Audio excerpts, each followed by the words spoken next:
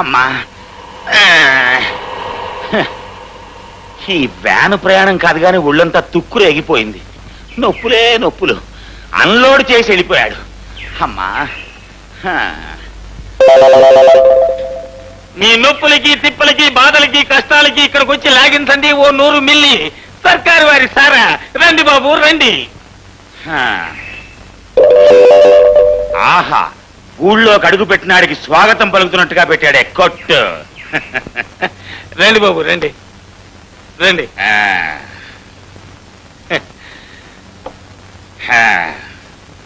బాబు, ఈ ఫేస్ చూస్తుంటే 1 లీటర్ లాగించేటట్టున్నారు. టమాటారేటి ఏదో సన్నాశతం అడగడం. యాందికి ఎవరు ఊళ్ళోకి రావాలన్నా ముందు మనం మందు పుచ్చుకోవాలా. చూసేయి బాబు గారికి 100 మిల్లీ. Ready boss. అప్పియా, ఇదిగోండి బాబు. ఏంటి ఇంటెల్లుడికి మర్యాదలు చేసినట్టు పిలిచి మరీ చేస్తున్నారు? చిల్లర తీసుకోరా. చిల్లర ఉచ్చుకోదండి మా బాసు. నోట్లు ఉచ్చుకునే చిల్లర ఇచ్చేస్తా. నెంబర్ 1 గా ఉంది సరికి ఇంకో గ్లాసి.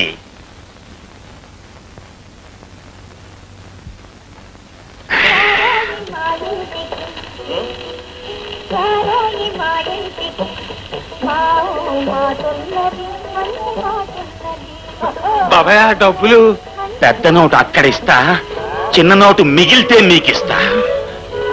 ఓడు ఈ బాబేటి బాసు. సరా మామూలే.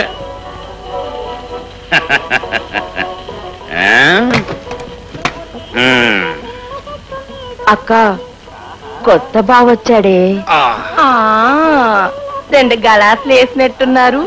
వంకాయ బజ్జీ కావాలా, మినప గారి కావాలా? బోండాలు కూడా ఉన్నాయి.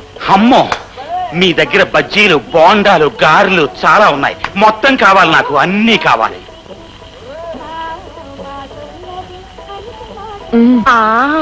మా చెల్లి చేత్తు బోండా, నా చేత్తు గారి తింటే ఏకంగా స్వర్గమే కనిపిస్తుంది. చిచి, ఈ వంకాయ బజ్జీ నాకెందుకు? ముందు గారి తింటాను, ఆ తర్వాత బోండా.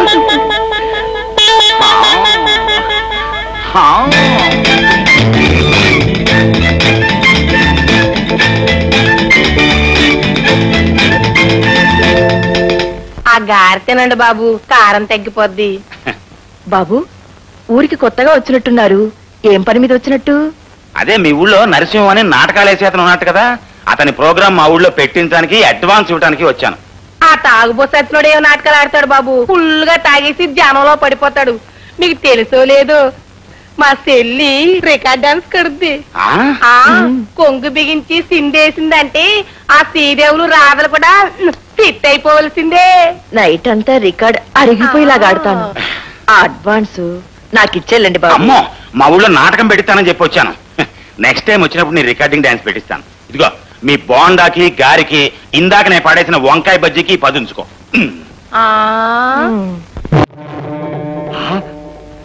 పాల సౌతుల్లో లక్ష్మితల్లో ప్రత్యక్షమైన సారా తల్లి, నా తెల్ల తెల్ల తెల్ల తెల్ల.